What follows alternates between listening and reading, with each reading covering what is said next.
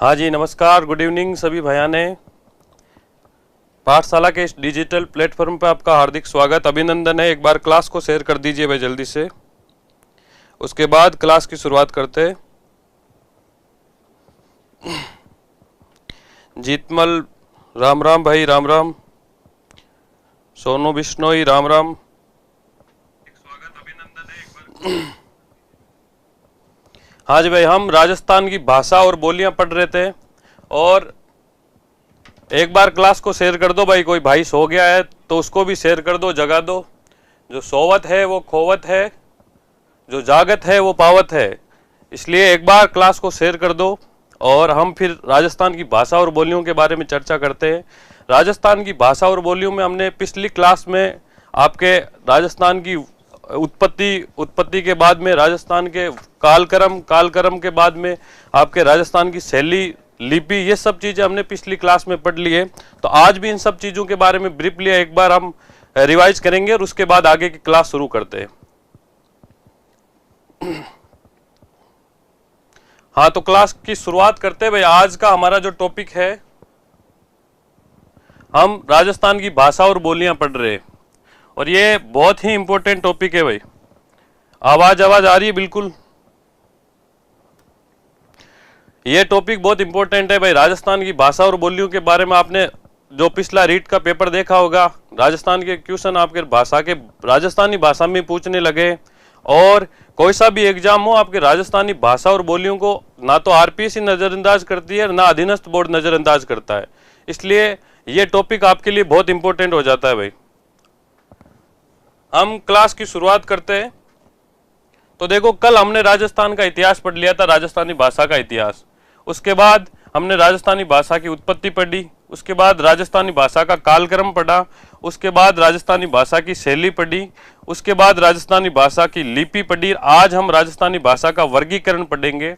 हम अगर इन सब टॉपिकों को अच्छे से पढ़ लेते हैं तो हमारा क्वेश्चन गलत होने का आपके 1% भी चांस नहीं है भाई। ठीक है, आपका 100% ये आपके क्वेश्चन सही होगा। तो इन टॉपिकों पे आपको ढंग से पढ़ना है। देखो, हमने कल राजस्थान की भाषा की अगर स्थिति की बात, इतिहास की बात करें, तो हमने बात की कि 8वीं सदी में आपके उद्योधन सूरी। एक बार रिवाइज कर लेते हैं, उसके बाद आगे की शुरुआत करते हैं।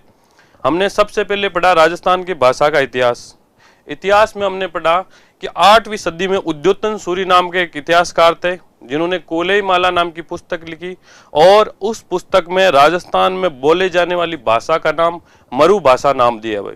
ठीक है, उसके बाद थोड़ा सा आगे बढ़ते तो 16वीं सदी में एक तो अबुल फजल, एक कुशल लाभ, इन दोनों की पुस्तकों में राजस्थान में बोली जाने वाली भाषा का जिक्र है, और इन दोनों ने राजस्थान में बोली जाने वाली भाषा का नाम मारवाड़ी भाषा दिया है। फिर हम थोड़ा और आगे बढ़ते तो 18वीं सदी में आपके आठ देश गुजरी एक देशज रचना है ढूंढाड़ क्षेत्र की, उसमें भी राजस्थान में बोली जाने वाली भाषा का जिक्र है, और उसमें राजस्थान में बोली जाने वाली भाषा का नाम मरु भाषा दिया है। उसके बाद 1908 में जॉर्ज अब्राहम गियर्सन ने लिंग्विस्टिक सर्वे ऑफ राजस्थान की आपके पुस्तक लिखी, और उसमें आपके 544 बोलियां और 179 भाषाओं का जिक्र किया है। उनमें जो राजस्थान में बोली जाने वाली भाषा है, उसका उन्होंने राजस्थानी नाम दिया है 1908 में। ये पिछली बार क्वेश्चन आया था भाई, राजस्थानी शब्द सबसे पहले किसने दिया और कब दिया? तो जॉर्ज इब्राहिम गियर्सन ने 1908 में। बाकी भाषा का जो वैज्ञानिक विश्लेषण हुआ वो 1912 में हुआ था। कोई फालतू बात नहीं करेगा भाई, धर्मेंद्र जी कोई फालतू बात नहीं करेगा। हाँ, तो देखो, आज हम पहले जो कल पढ़ा उसके बारे में थोड़ा क्वेश्चन देख लेते भाई, ना कि हमें याद है कि नहीं। हमने कल आपके राजस्थानी भाषा की उत्पत्ति के बारे में पढ़ा। उससे पहले हमने राजस्थानी भाषा की थोड़ी बेसिक जानकारी भी ली थी कि राजस्थान की भाषा कौन सी है, राजभाषा कौन सी है, राजभाषा और हमारी जो राजस्थानी भाषा उनमें अंतर क्या है, और अंतर है तो ये चीजें कहाँ लिखी हुई है। ये सब चीजें हमने कल की क्लास में डिस्कस की थी। तो देखो, राजस्थान की राजभाषा कौन सी है, इसका आपको आंसर देना भाई। राजस्थान की राजभाषा कौन सी? बहुत सरल क्वेश्चन है। राजस्थान की राजभाषा कौन सी?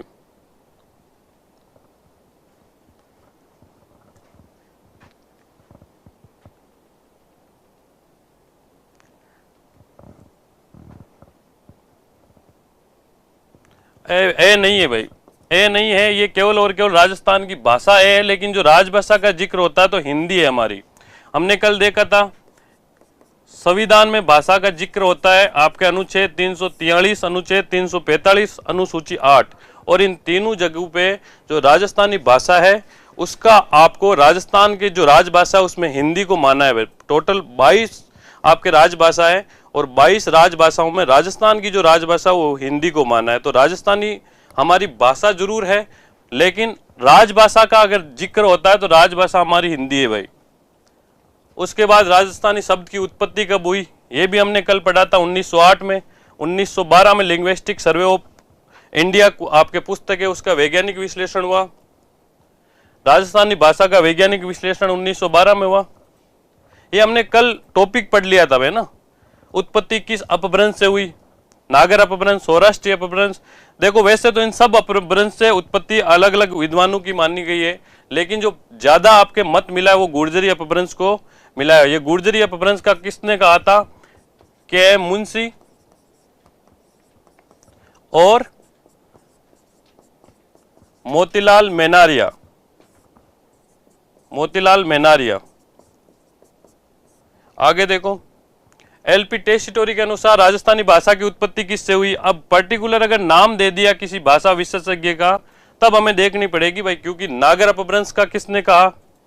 अगर आपको याद है तो बताओ भाई, नागर अपभ्रंश का किसने कहा था? क्लास बंद हो गई। अच्छा वो पहले बिल्कुल चल रही है ना।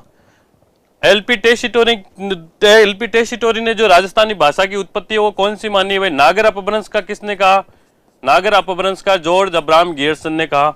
सौराष्ट्रीय अपभ्रंश का किसने कहा? सौराष्ट्रीय अपभ्रंश का आपके दो एलपी टेस्टिटोरी और महावीर शर्मा। गुर्जर अपभ्रंश का हमने देख ही लिया। सोर्स सैनी अपभ्रंश का, तो इनका उत्तर क्या हो जाएगा? एलपी टेस्टिटोरी के अनुसार हमें देखना है तो आपके सोर्स सैनी अपभ्रंश। राजस्थानी भाषा की उत्पत्ति किससे? ये सब चीजें हमने देख ली भाई। ये मराठी को कोई मतलब नहीं, पंजाबी मागवी, इसमें सोर्स सैनी अपभ्रंश है तो ये सही हो जाएगा। आज हम पढ़ेंगे राजस्थानी भाषा का वर्गीकरण। राजस्थानी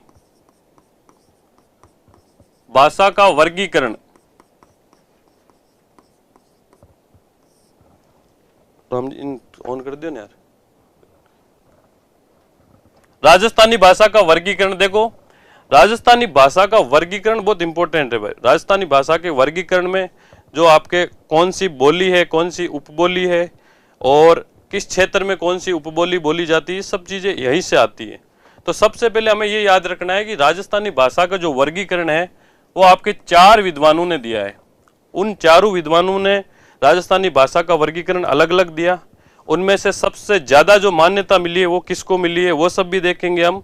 तो देखो राजस्थानी भाषा का जब वर्गीकरण का नाम आता है तो हम देखते हैं जो सबसे पहला वर्गीकरण दिया था ना वो आपके जॉर्ज अब्राहम गियर्सन ने दिया भाई। भाषा का जो पहला वर्गीकरण है वो जॉर्ज अब्राहम गियर्सन ने दिया, और इन्होंने जो राजस्थानी भाषा है उसको 5 भागों में बांटा है। जो क्लासिफिकेशन है इनका, उन्होंने 5 भागों में राजस्थानी भाषा का आपके वर्गीकरण किया है कि मेन भाषा आपकी राजस्थानी है, उसके बाद 5 बोलियां हैं इसकी। ठीक है, क्लास आपके घंटे भर की क्लास रहेगी भाई। वंशी का घंटे भर की रहेगी आपके क्लास। तो देखो राजस्थान का जो वर्गीकरण है राजस्थानी भाषा का, जॉर्ज अब्राहम गियर्सन ने राजस्थानी भाषा को 5 भागों में बांटा है। उसके बाद दूसरा जो वर्गीकरण दिया वो एलपी टेस्टिटोरी ने दिया भाई। इन ऑन करो ना यार। एलपी टेस्टिटोरी ने दिया। एलपी टेस्टिटोरी ने जो राजस्थानी भाषा का वर्गीकरण दिया, इन्होंने राजस्थानी भाषा को 2 भागों में बांटा है। ठीक है, राजस्थानी भाषा का वर्गीकरण तीसरा जो मिला वो हमें मिला नरोत्तम दास स्वामी।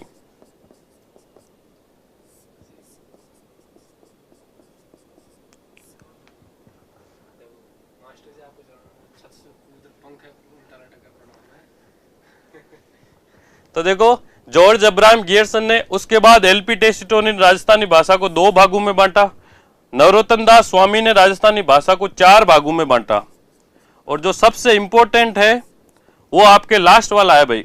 लास्ट का जो आपके वर्गीकरण दिया था, सब आपके वर्गीकरण का एनालिसिस करके वो आपके दिया था मोतीलाल मेनारिया।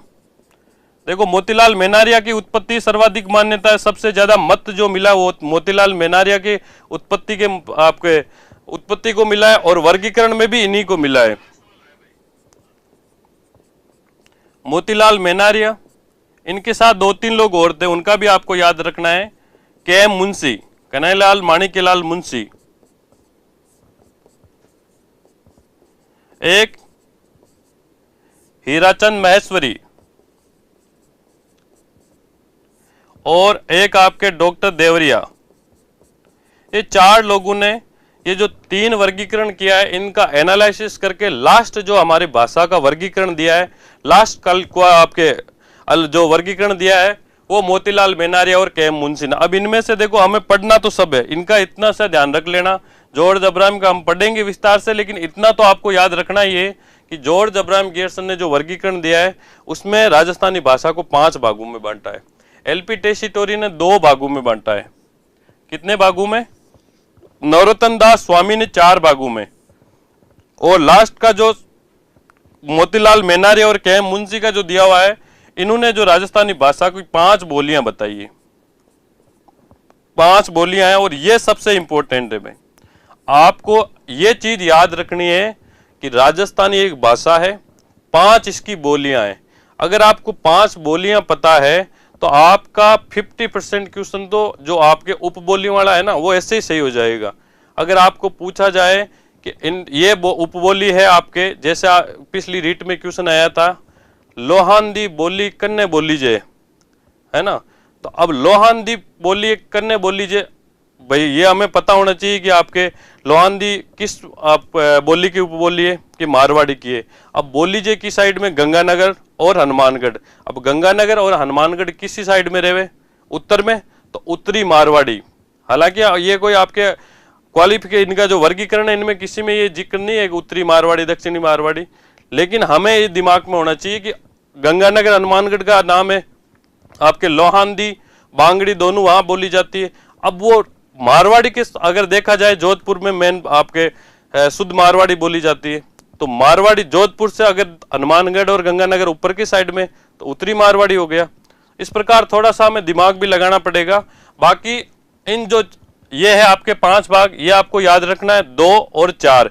अब जो आपके मोतीलाल मेनारिया और के मुंशी का वर्गीकरण है, इसकी जो 5 बोलियां इन्होंने कौन कौन सी बताई है, देखो ये बहुत इंपॉर्टेंट है। एक तो मारवाड़ी, दूसरी इन्होंने बताई है ढूंढाड़ी, तीसरी मेवाती,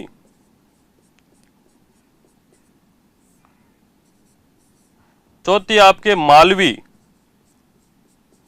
और 5वीं आपके वागड़ी। और ये वागड़ी का ना दूसरा नाम आपके बांगड़ी भी है भाई, बांगड़ी। अगर बिंदी आ जाए तो ये ऊपर चली जाएगी, बांगड़ी हो जाएगी, लेकिन अगर बागड़ी है तो ये वागड़ी को ही कहा गया है। बागड़ी और वागड़ी ये दोनों एक को ही कहा गया है। ठीक है, अब हम शुरुआत करते हैं सबसे पहले जॉर्ज अब्राहम गियर्सन से, कि जॉर्ज अब्राहम गियर्सन ने जो वर्गीकरण दिया है,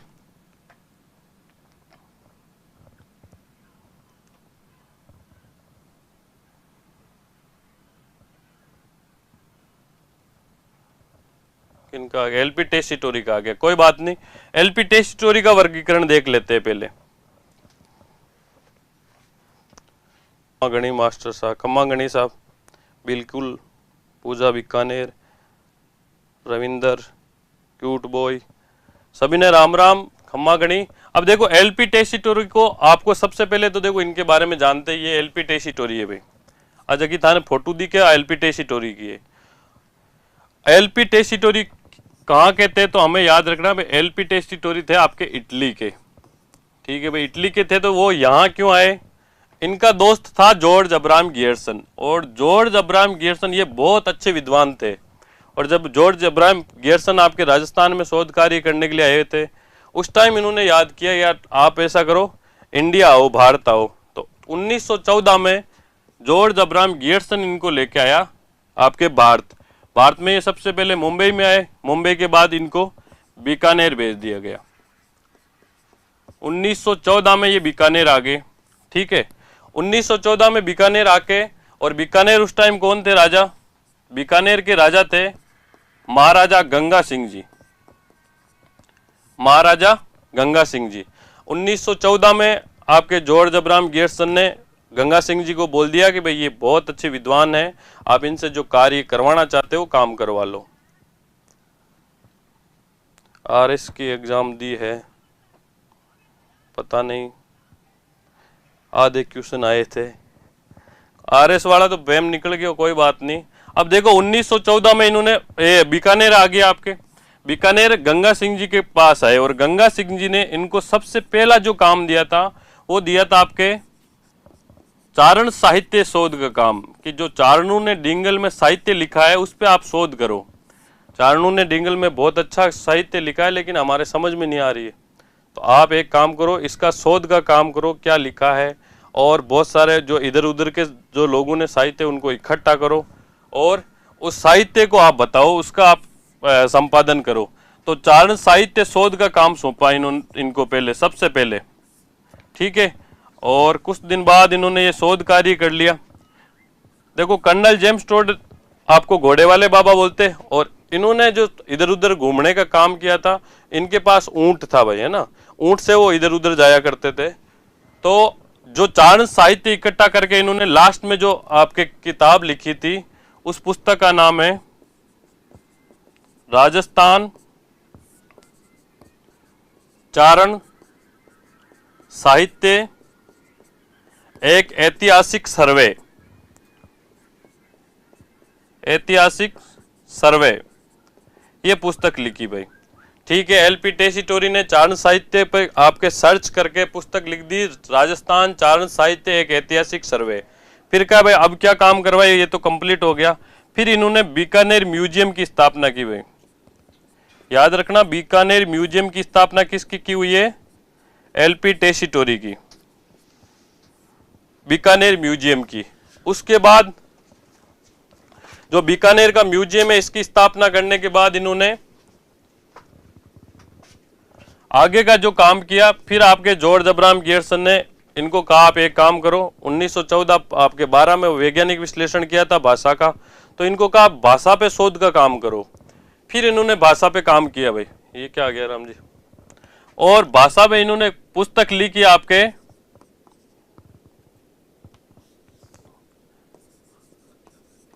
हाँ, इंडियन एंटीक्यूरी। और इस पुस्तक में उन्होंने राजस्थानी भाषा का वर्गीकरण किया। इनमें एक तो इन्होंने कहा कि जो राजस्थानी भाषा है उसकी जो उत्पत्ति है वो 12वीं सदी में मानी है भाई, कि 12वीं सदी में अस्तित्व में आ गई है। एक तो ये काम किया इस पुस्तक में, और दूसरा वर्गीकरण दिया। हालांकि इनका वर्गीकरण है वो ज्यादा प्रसिद्ध नहीं हुआ था, क्योंकि इन्होंने केवल और केवल मारवाड़ और ढूंढाड़ 2 ही भाषाओं का लिखा है। इन्होंने जो वर्गीकरण किया, एक तो इन्होंने आपके उत्तरी मारवाड़ी, सॉरी उत्तरी राजस्थानी के रूप में, और दूसरा जो बताया इन्होंने वो आपके पूर्वी राजस्थानी,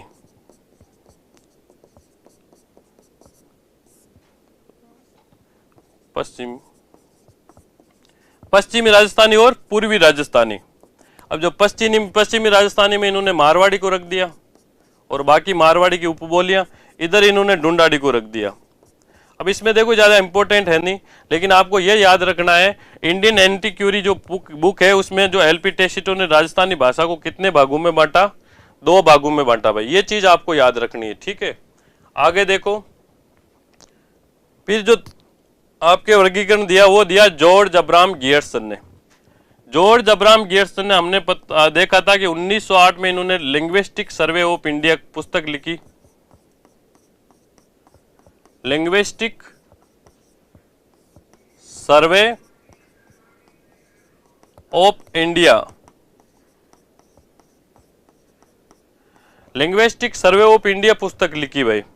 और लिंग्विस्टिक सर्वे आपके पुस्तक में, इसमें लिंग्विस्टिक सर्वे ऑफ इंडिया पुस्तक में इन्होंने जो राजस्थानी भाषा का वर्गीकरण किया वो 5 भागों में किया।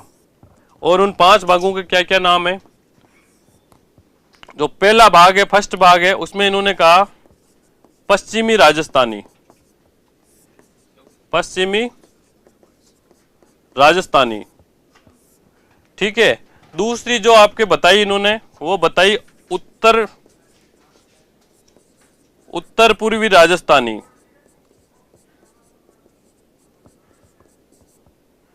तीसरी जो बताई वो आपके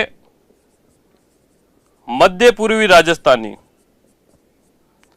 मध्य पूर्वी राजस्थानी। 4 नंबर जो बताई वो दक्षिण पूर्वी राजस्थानी, दक्षिण पूर्वी राजस्थानी। और 5 नंबर जो बताई वो बताई दक्षिणी राजस्थानी, दक्षिणी राजस्थानी। ये 5 भागों में आपके राजस्थानी भाषा का वर्गीकरण किया था भाई जॉर्ज अब्राहम गियर्सन ने। टोटल कितने आए थे? ओके डीपी भाई,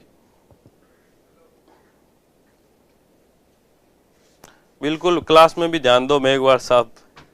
हाँ तो देखो, आपके लिंग बातों में कुछ नहीं पड़ा है भाई, क्लास में ध्यान दो। ये चर्चाएं तो आप ऐसे ही जीवन में चलती रहेगी। यहाँ से आपने अगर कुछ सीख लिया है वो काम आएगी। एग्जाम में कोई पास में नहीं होता है सिवाय अपने पेन और ओएमआर सीट के अलावा, इसलिए ये सब चीज़ें छोड़ो, आप क्लास में ध्यान दो भाई, है ना। तो देखो, लिंग्विस्टिक सर्वे ऑफ इंडिया में सबसे पहले जो आपके वर्गीकरण दिया था वो इन्होंने ही दिया था। प्रथम सबसे पहले राजस्थानी भाषा का जो वर्गीकरण दिया वो किसने दिया था?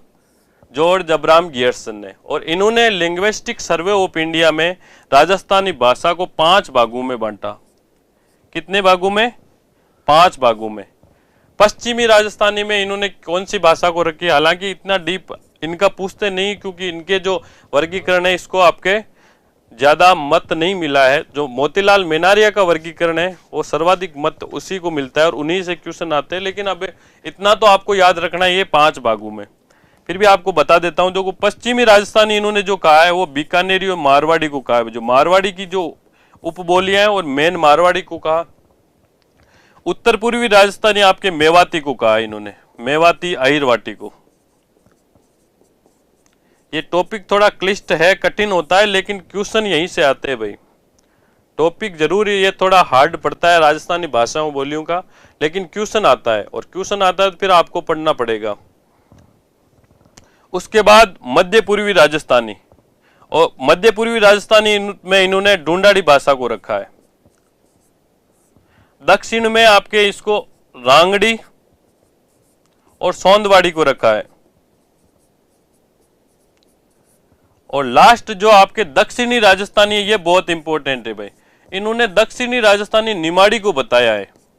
और ये क्वेश्चन बहुत बार आ चुका है। दक्षिणी राजस्थानी का नाम आते ही हमारे आपके राजस्थान का मैप सामने आता है, और राजस्थान का मैप में हम देखते हैं भाई दक्षिण में आपके हनुमानगढ़, आपके डूंगरपुर बांसवाड़ा है, और डूंगरपुर बांसवाड़ा वागड़ क्षेत्र है, तो वहाँ की वागड़ी बोली है। लेकिन दक्षिणी बोली आपके निमाड़ी को बोला है भाई, ये आप कंफ्यूज मत होना। दक्षिणी जो बोली आपको किसने बताया? आपके किसको बताया है? निमाड़ी को। ये आपके जॉर्ज अब्राहम गियर्सन का वर्गीकरण है भाई। अगर लिखना चाहते हो तो आप लिख सकते हो।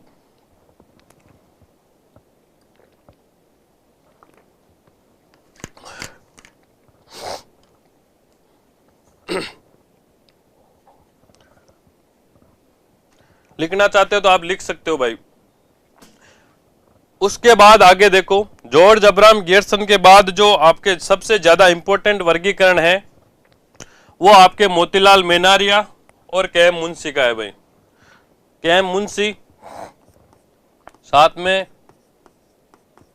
मोतीलाल मेनारिया, इनका जो वर्गीकरण है वो बहुत इंपॉर्टेंट है। और इनके वर्गीकरण से ही हम डिसाइड करते हैं कि हमारी 5 बोलियां हैं। हमारी एक भाषा है राजस्थानी और 5 बोलियां हैं। देखो, सबसे पहले के मुंशी का जो वर्गीकरण है उसमें इन्होंने 5 भागों में बांटा है। 5 बोलियां बताइए, कौन कौन सी बताइए। 1 नंबर इन्होंने बताया मारवाड़ी। जहां न पहुंचे रवि वहां पहुंचे कवि, और जहां न पहुंचे रेलगाड़ी वहां पहुंचे मारवाड़ी। दूसरा जो बताया है वो बताया आपके ढूंढाड़ी। तीसरा मेवाती। 4 नंबर इन्होंने जो बताया है मालवी। और 5 नंबर वागड़ी। ये 5 बोलियां आपको याद रखनी है भाई। मारवाड़ी, ढूंढाड़ी, मेवाती, मालवी और वागड़ी। और इन 5 बोलियों की आपके हम उपबोलियां पढ़ेंगे और क्वेश्चन जो आता है वो यहीं से आता है भाई।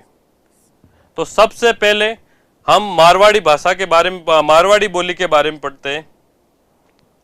तो देखो मारवाड़ी बोली कहां बोली जाती है। मारवाड़ी, इसका और क्या क्या नाम है। मारवाड़ बोली को और क्या क्या नाम से जाना जाता है भाई, किसी को पता है तो कमेंट करके जरूर बताएं।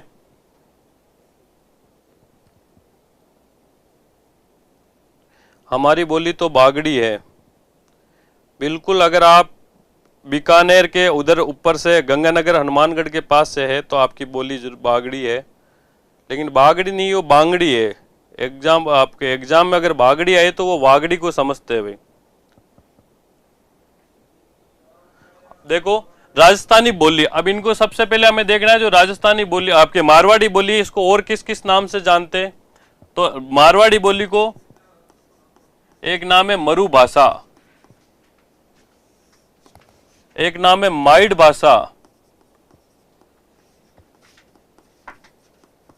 एक नाम है मानक बोली। राजस्थान की मानक बोली बोलते हैं भाई। मानक बोली का मतलब है कि राजस्थानी बोली का जो सबसे बड़ा पार्ट है वो आपके मारवाड़ी बोली का ही है।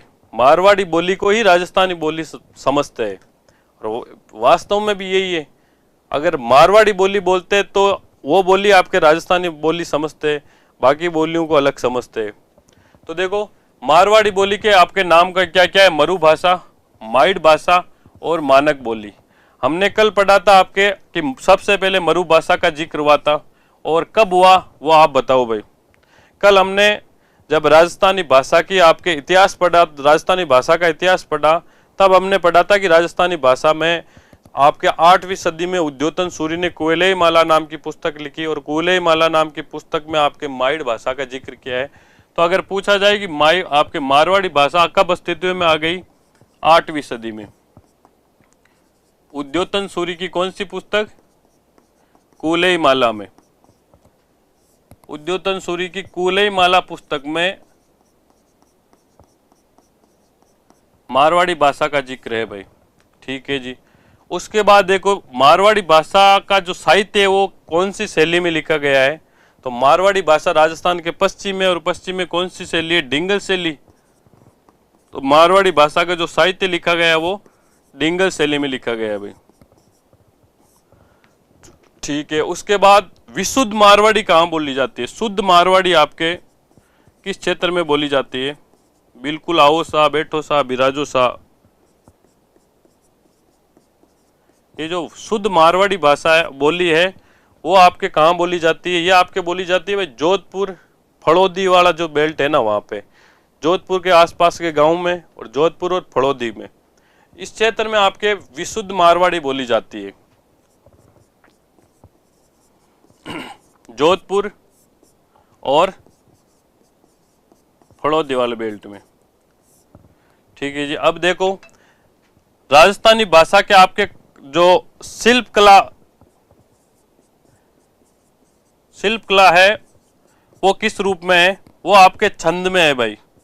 छंद, सोटे, मांडराग। मांडराग जानते हो आप, फोक सॉन्ग आप सुनते होंगे, वो मांडराग है भाई। अगर आपने जैसलमेर वाले गाने सुने, साजन आया है सकी काई कोड करूँ, थाल भरू गज मोतियां ऊपर नैन धड़ू, वो जो राग है ना वो आपके मांड राग है भाई। तो फोक सॉन्ग चलते हैं। तो शिल्पगत विशेषता अगर देखी जाए, राजस्थानी भाषा की शिल्पगत विशेषता वो क्या है? शिल्पगत विशेषता छंद, सोरठे और मांड राग, ये इस भाषा की शिल्पगत विशेषता है। अब हम पढ़ते हैं मारवाड़ी भाषा की उपबोलियां कौन कौन सी है भाई। अब देखो मारवाड़ी भाषा की उपबोलियां हम शुरू करते हैं। तो सबसे पहले विशुद्ध जोधपुर, आपके विशुद्ध मारवाड़ी, उसके बाद दूसरी जो भाषा है वो बांगड़ी, बांगड़ी के बाद में लोहांदी, लोहांदी के बाद थली, थली के बाद में शेखावाटी, शेखावाटी, शेखावाटी के बाद में नागौरी, नागौरी के बाद में कुबड़ी, कुबड़ी, कुबड़ी के बाद में दाटी, दाटी के बाद में दटकी, गोडवाड़ी, गोडवाड़ी, नाडिया, देवड़ावाटी,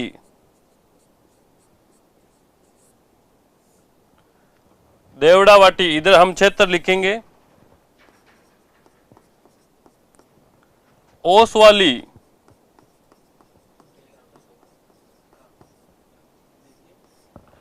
देवड़ावाटी, ओसवाली, मेवाती,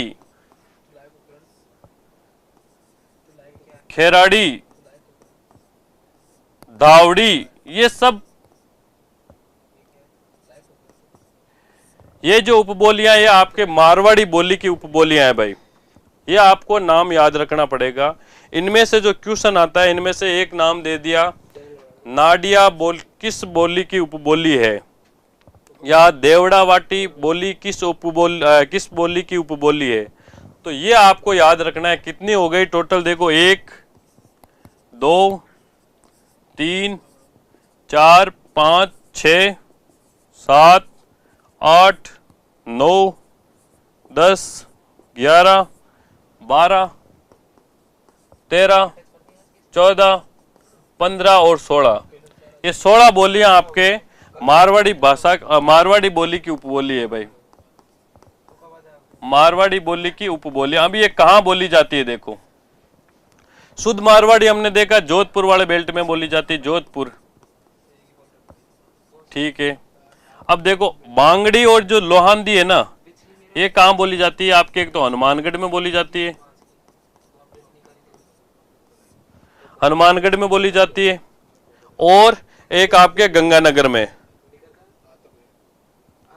पहले वाला टॉपिक सरल था, अब देखो सारा ही सरल हुए जर तो बच्चे एग्जाम में हगड़ा ही पास हो जाए ने।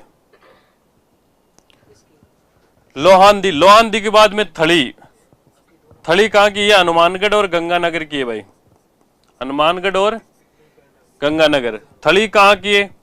थली है आपके बीकानेर की, और कुछ भाग इसमें चूरू का भी है। जो वैली कृष्ण रुक्मणी लिखी हुई है वो आपके इसी भाषा में है भाई। वैली कृष्ण रुक्मणी जो आपके लिखी हुई है वो थली में लिखी हुई है। वैसे मारवाड़ी में, और मारवाड़ी में उपबोली अगर पूछे तो वो थली है। शेखावाटी, शेखावाटी आपके शेखावाटी वाले जिले कौन कौन से? सीकर, चूरू और झुंझुनू। सीकर, चूरू, झुंझुनू, इस क्षेत्र में शेखावाटी बोली जाती है। राजयारा जो शोर्टा लिखा गया है कृपाराम जी खिड़िया द्वारा, ये आपके शेखावाटी बोली में लिखा गया है आपके, है ना। राजयारा शोर्टा आपने सुना होगा। कस्तूरी काली घणी पर कांटा तुल्ले, शक्कर घणी स्वरूप, रोड़ा तुल्ले राजिया, ये राजयारा शोर्टा है भाई, है ना। तो ये राजयारा शोर्टा है वो आपके शेखावाटी भाषा में लिखा है, शेखावाटी बोली में। फिर देखो नागौरी, आपके नागौर और जाइल का जो क्षेत्र है वहां बोली जाती है, नागौर और जाइल।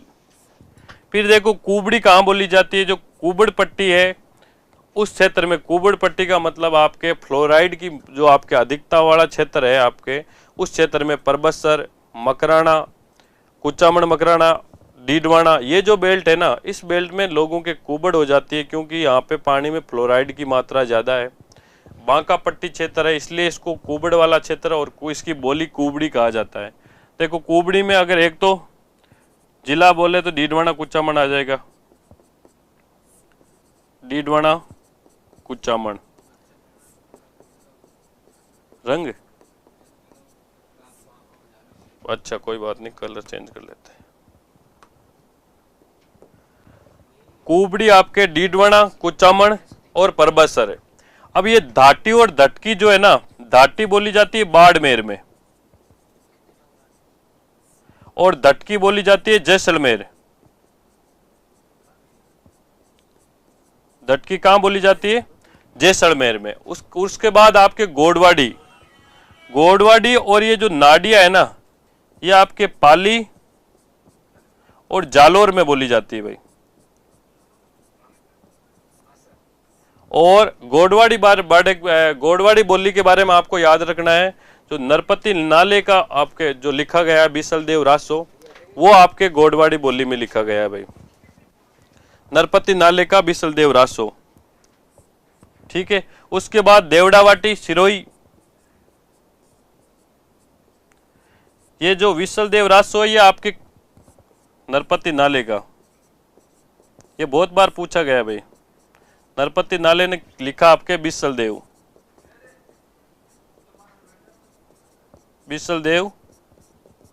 रासो। अगर इसमें देखो आपको याद रखना, अगर ये पूछा जाए कि ये किस रस में लिखा गया है तो अब तो हमें ये किस रस में है? ये संगार रस में है भाई, ठीक है। और वैसे ये प्रेम में है और इसमें जो रस है वो संगार रस है ना। उसके बाद देखो ओसवाली, ओसिया वाला जो क्षेत्र है ना, उस क्षेत्र की जो बोली है उसको ओसवाली बोली बोलते हैं भाई। मेवाती, सॉरी मेवाती लिख दिया, मेवाड़ी है ना। मेवाड़ी तो आपको पता है मेवाड़ क्षेत्र कौन सा है? राजसमंद, भीलवाड़ा, चित्तौड़ और उदयपुर वाला जो क्षेत्र है, यहाँ की जो क्षेत्र आपके भाषा है वो आपके मेवाड़ी है भाई। जो कुंभा की रचनाएं लिखी हुई है ये सारी की सारी मेवाड़ी में लिखी गई है। इनमें हम विस्तार से भी पढ़ेंगे। उसके बाद है खेराड़ी,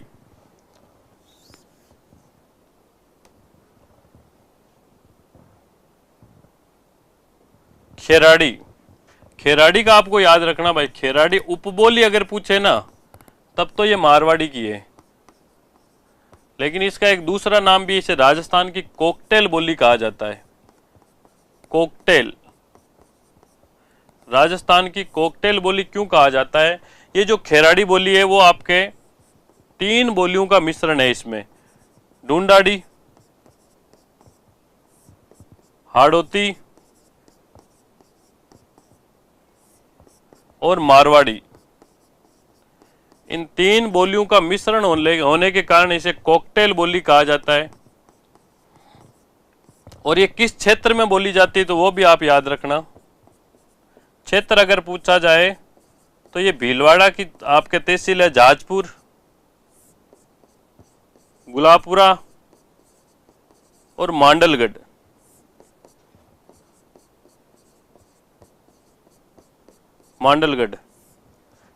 ये आपके इस क्षेत्र में बोली जाती है। एक और आपके धावड़ी, ये जो धावड़ी है ये आपके उदयपुर के आसपास के क्षेत्र में बोली जाती है। उदयपुर के आसपास क्षेत्र।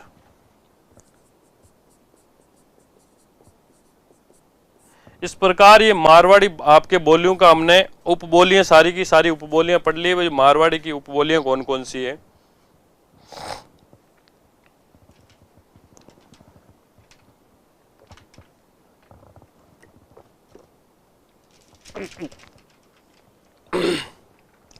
अब हम पढ़ेंगे आपके इनमें कौन कौन से आपके ग्रंथ वगैरह अगर कोई लिखा हुआ है वो कौन कौन सा है भाई।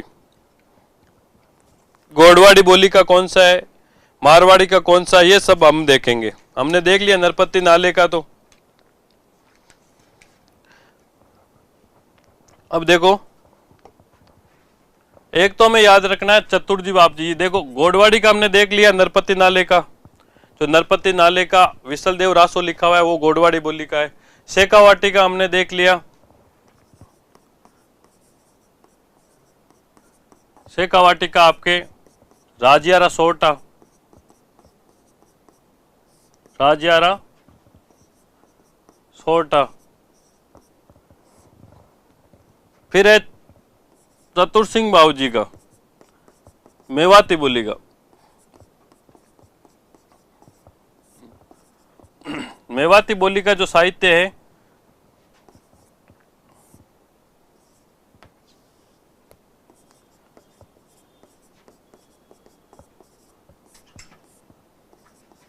चतुर सिंह मावजी का जो साहित्य लिखा गया है, ये कवि थे, इनका जो साहित्य है ये सारा का सारा आपके मेवाती बोली में।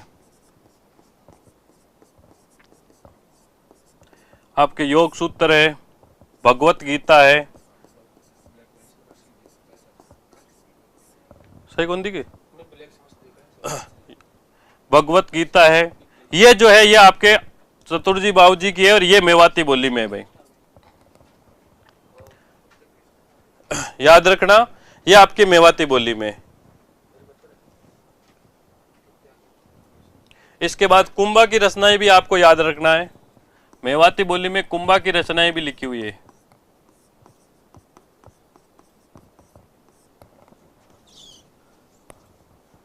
कुंभा की रचनाएं कौन कौन सी है देखो, सूड प्रबंध,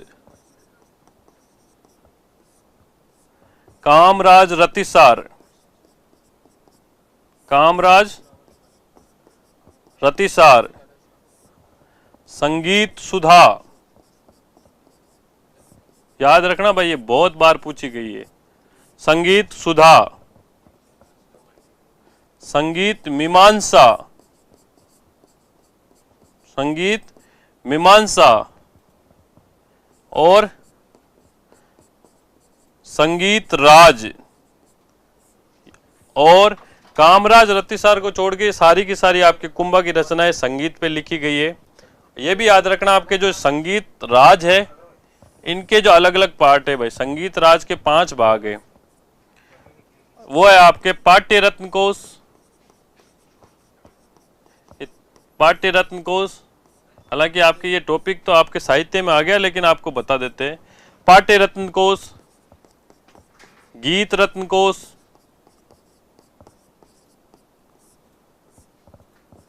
वाद्य रत्न कोश,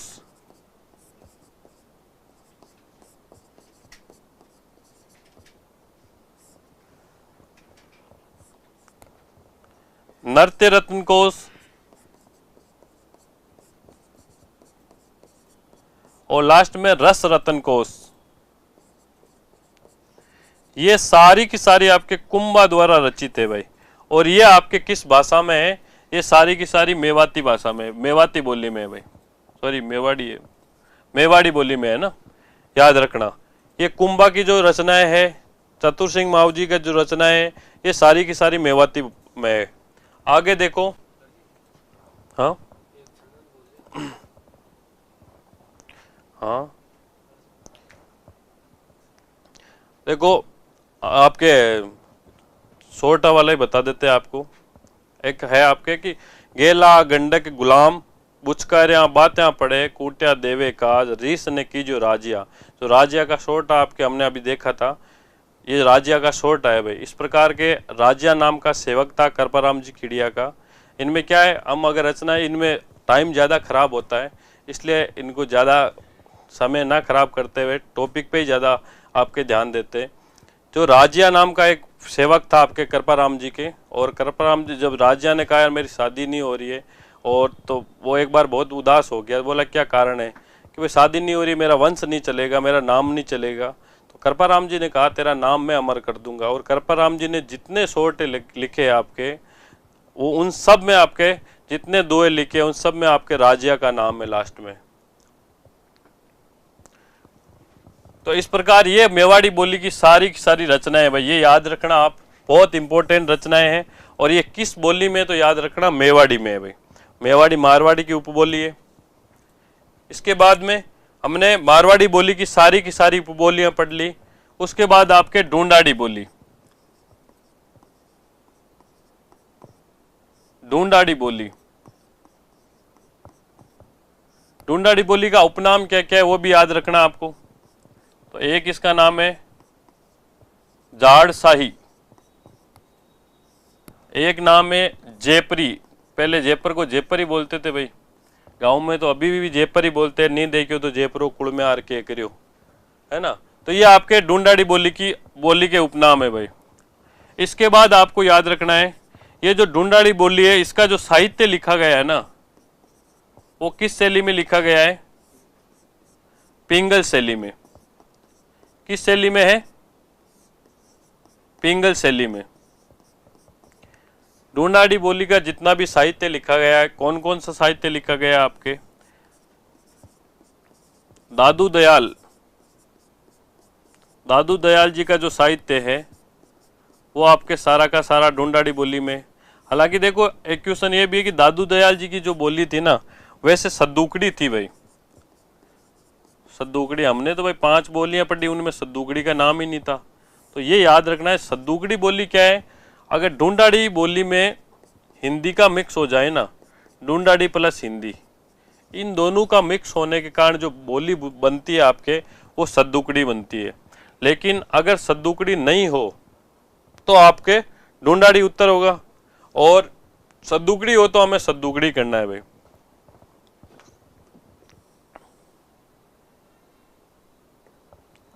ठीक है, ढूंढाड़ी बोली आपके, इनका उपनाम साहित्य पिंगल शैली में, दादू दयाल जी की जो रचना है वो सद्दूकड़ी बोली में। उसके बाद देखो ढूंढाड़ी बोली की उपबोलियां कौन सी है। देखो ये आपके ढूंढाड़ी बोली कहाँ बोली जाती है? ये बोली जाती है जयपुर में। ठीक है, अब जयपुर के उत्तर में जो बोली जाती है, नीम का थाना तक, नीम का थाना, यहां तक जो बोली जाती है वो बोली जाती है तोरावाटी, तोरावाटी।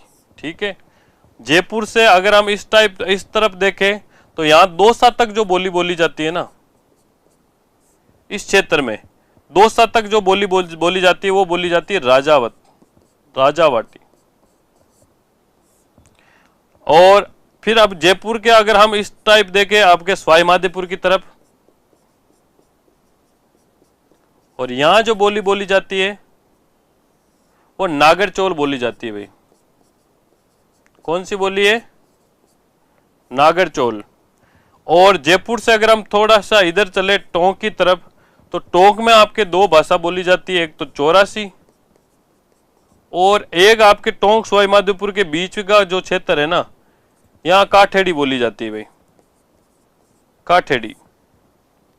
ये सारी की सारी आपके ढूंढाड़ी बोली की उपबोलियां हैं। अब इनमें देखो इनका अगर और कौन कौन सी है, जगरोटी, इनके अलावा पचेवरी, हाड़ोती, ये सारी की सारी ढूंढाड़ी की उपबोलियां हैं भाई। देखो ये चीज हमें याद रखना है कि जयपुर के आपके दौसा की साइड में जो बोली जाती है वो आपके राजावाटी है। ये जो क्षेत्र आपके तोरावाटी है, क्योंकि यहाँ पे तंवर राजपूत रहते थे, और तंवर राजपूत तंवरावाटी से आपके कालांतर में क्या हो गया? तोरावाटी। और ये जो क्षेत्र है आपके जयपुर से दौसा की साइड में, ये राजपूतों का आपके क्षेत्र था, और यहाँ की जो भाषा बोली जाने वाली थी वो आपके राजावाटी के लाई। इधर आपके सवाई माधोपुर वाली नागरचौल, और टोंक के साइड में जो बोली है आपके जयपुर से टोंक के बीच में, या एक तरफ चौरासी और सवाई माधोपुर की तरफ आपके काठेड़ी बोली जाए। ठीक है, इसके अलावा आपके जगरोटी कहाँ बोली जाती है? करौली में। तेरा मेरा केस चले भाई, जिला करौली थाने में, वो वही करौली है। उसके बाद पचेवरी लालसोट में बोली जाती है भाई, लालसोट। और हाड़ौती को आपको याद रखना है, हाड़ौती क्षेत्र हाड़ाओं का जो क्षेत्र था, हाड़ा साका के आपके जो राजा आपके राजपूत रहते थे वो कहाँ रहते थे? बूंदी में। तो इनका क्षेत्र एक तो हो गया बूंदी, बूंदी के बाद गए वो कोटा, और कोटा से आपके झाला, जालिम सिंह ने कौन सा बसा दिया? झालावाड़। तो ये जो क्षेत्र है आपके, ये सारा का सारे आपके ढूंढाड़ी की उपबोलियां बोली जाती है इस क्षेत्र में। जगरोटी करौली में, पचेवरी लालसोट में, हाड़ौती बूंदी, कोटा और झालावाड़ में। हाड़ौती बोली का आपको याद रखना है भाई, हाड़ौती बोली का सूर्यमल मिश्रण की जो रचना है ना, सूर्यमल मिश्रण, इनकी जो रचना है ना, वो सारी की सारी आपके किस भाषा में है, किस बोली में? हाड़ौती में है भाई। वंश भास्कर, वीर सतसई, वीर सतसई में देखो ये क्रांति के टाइम है ना, 1857 की क्रांति का कवि कहा जाता है। वीर सतसई की 2 लाइन है आपके, इलाने देनी आपनी हालरियो उलराय, पूत सिखाए पालना मरण बढ़ाई जाए। ये वीर सतसई में लिखी हुई है। क्रांति के टाइम लोगों को जो जगाने का काम किया था वो आपके सूर्यमल मिश्रण जी ने किया था, इसलिए इनको 1857 की क्रांति के कवि कहते हुए ना। तो ये आपके भाषा का हो गया ढूंढाड़ी बोली का कंप्लीट। देखो ढूंढाड़ी बोली कहाँ बोली जाती है, कौन कौन सी उपबोलियां हैं? तो उपबोलियां में हमने सबसे पहले देखा तोरावाटी, राजावाटी, नागरचोल, काठेड़ी, चौरासी, जगरोटी, पचेवरी, हाड़ौती, ये सारी की सारी ढूंढाड़ी की उपबोलियां हैं।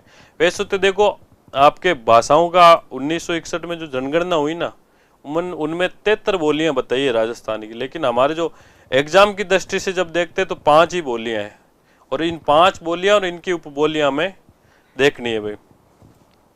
ठीक है, ढूंढाड़ी बोली कंप्लीट। दादू दयाल जी का जो साहित्य लिखा गया है ये आपके पूरा का पूरा ढूंढाड़ी में लिखा गया है। साधुओं के बोली जाने वाली बोली को सद्दुगड़ी कहते हैं, और सद्दुगड़ी आपके ढूंढाड़ी और हिंदी का मिश्रण है। आगे देखो, उसके बाद है मेवाती। मेवाती, मेवाती किस जगह किस क्षेत्र में बोली जाती है? तो ये राठ क्षेत्र में बोली जाती है भाई, और राठ क्षेत्र में बोली जाने के कारण इसको राठी भी कहते हैं। अहिर लोग ज्यादा रहते हैं तो वहां पे अहिरवाटी भी बोलते हैं इसे, अहिरवाटी। और इसका आपको याद रखना है भाई, एक तो क्षेत्र अगर देखा जाए इसका क्षेत्र कौन कौन सा है, तो इसका क्षेत्र आपके डीग, अलवर और भरतपुर का क्षेत्र है। बाकी नगर भी है, खेरड़ी भी है, कामा भी है। ये इस क्षेत्र में आपके थानागाजी भी है। यह क्षेत्र है, यहाँ पे जो एनसीआर वाला क्षेत्र लगता है वहां पे मेवाती बोली बोली जाती है भाई। ठीक है, उसके बाद देखो क्षेत्र के बाद हम देखते हैं इसमें साहित्य कौन सा लिखा गया है। जो चरणदास जी का जो आपके चरणदासी संप्रदाय का साहित्य है वो सारा का सारा आपके मेवाती में, चरणदासी संप्रदाय का। लालदास जी का पूरा इसी में है, लालदास जी का साहित्य। इसके अलावा चरणदास जी की जो आपके सहजोबाई ने क्या लिखा था? सहज प्रकाश। दयाबाई ने दयाबोध। ये सारी की सारी मेवाती में है भाई। ये सारी की सारी किस बोली में? आपके मेवाती बोली में।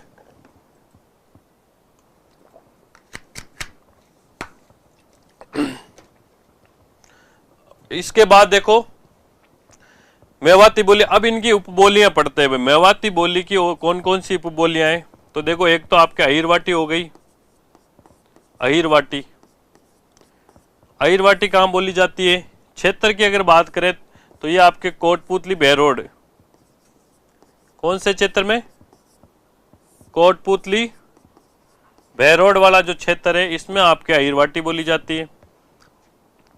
इसका जो साहित्य देखा जाए, अहिरवाटी का भी साहित्य है भाई, आपके भीम विलास महाकाव्य,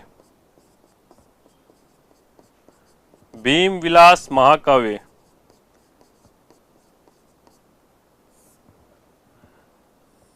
हमीर रासो, हमीर रासो ये 2 की लिखी हुई है आपके, लेकिन ये जोधराज वाली है,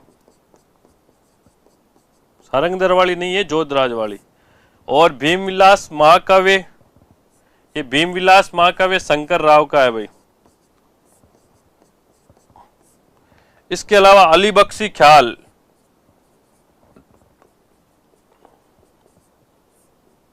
अली बख्शी ख्याल, ये सारा का सारा अहिरवाटी में है भाई। ठीक है, एक तो अहिरवाटी हो गई इसकी उपबोली।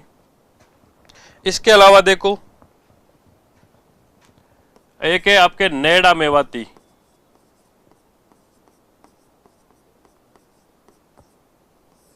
एक आपके भयाना मेवाती,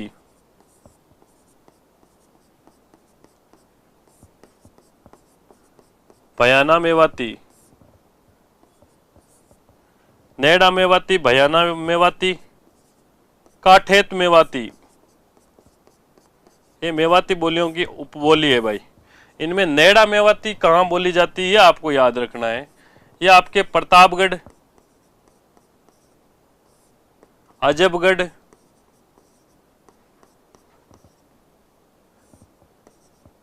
प्रतापगढ़, अजबगढ़, ये जो क्षेत्र है आपके, इस क्षेत्र में आपके एक बलदेवगढ़ और है, इस क्षेत्र में आपके नेड़ा मेवाती बोली जाती है भाई। अजबगढ़ और ये आपके जो बोली जाती है आपके मंडावर और खेरडी में आपके ये बोली जाती है भयाना मेवाती।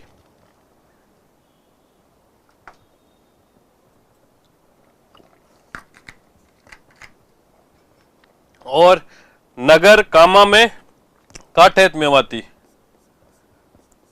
याद रखना। भयाना मेवाती कहां बोली जाती? मंडावर और खेरडी, मंडावर और खेरडी। और ये जो आपके काठेत मेवाती, ये आपके कामा नगर, ये जो कामा नगर वाला क्षेत्र है आपके डीग तक, इस क्षेत्र में आपके काठेत मेवाती बोली जाती है भाई। और इससे पहले, इससे ऊपर वाली हमने पढ़ ली अहिरवाटी, ये आपको याद करनी ही पड़ेगी भाई। कोटपुतली और बहरोड,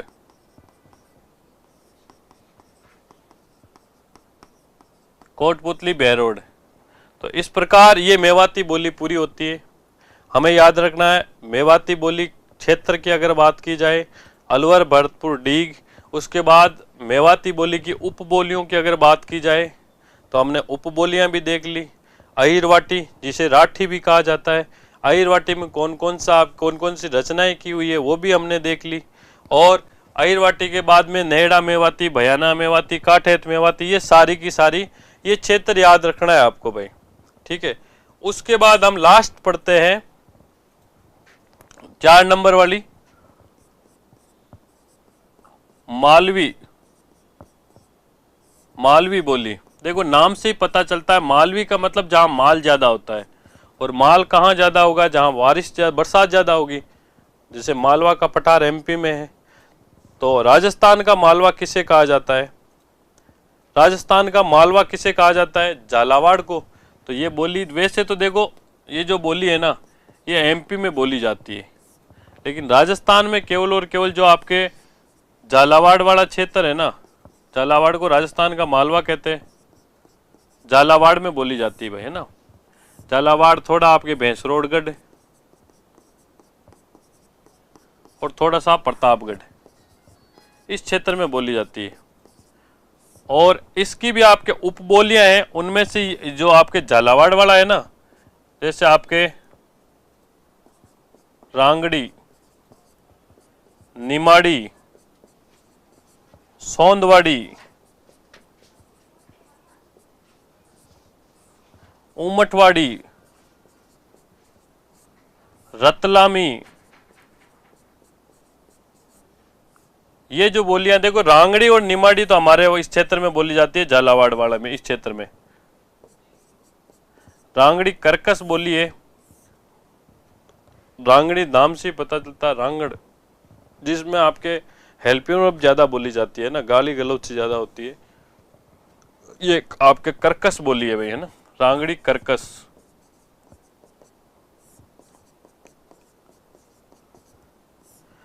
रांगड़ी निमाड़ी ये दोनों आपके झालावाड़ में बोली जाती है। बाकी ये जो बोलियां है ना, ये सारी की सारी एमपी में बोली जाती है भाई।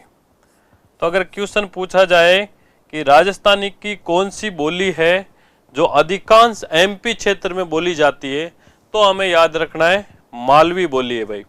मालवा प्रदेश एमपी जो क्षेत्र है, राजस्थान का मालवा झालावाड़ को बोलते। और हमने देख लिया रांगड़ी, निमाड़ी, सोंदवाड़ी, रतलामी, आपके पाटवी, ये सारी की सारी कहाँ की है आपके, ये सारी की सारी बोलियां एमपी की है भाई। तो इतना ही आपको मालवी बोली के बारे में ध्यान रखना है। और लास्ट आपके है वो है वागड़ी। देखो एक नाम है वागड़ी बोली, और इसका ही आपके किताबों में नाम आता है, आपके जो एग्जाम में क्वेश्चन आता है उनमें वागड़ी बोली, इसको ही वागड़ी बोली बोलते हैं। वागड़ी वागड़ क्षेत्र में, तो वागड़ क्षेत्र कौन सा है, डूंगरपुर और Banswara.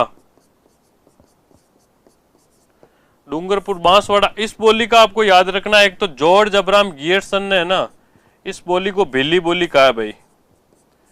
George Abraham Gierson, George Abraham Gierson ने इसे भिल्ली बोली कहा है भाई।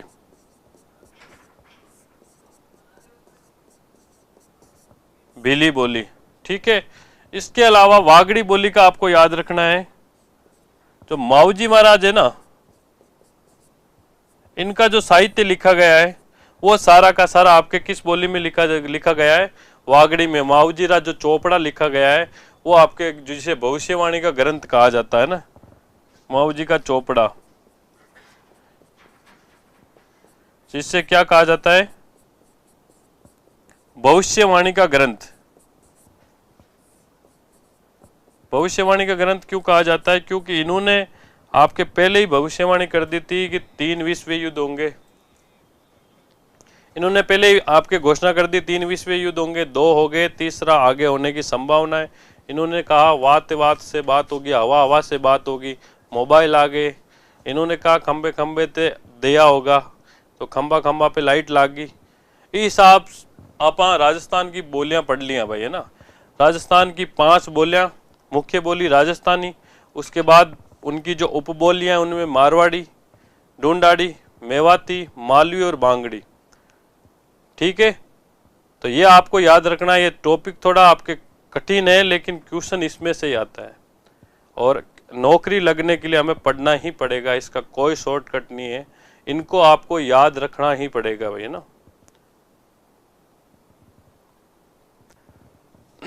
ओके, बाकी मिलते हैं अगली क्लास में फिर कल।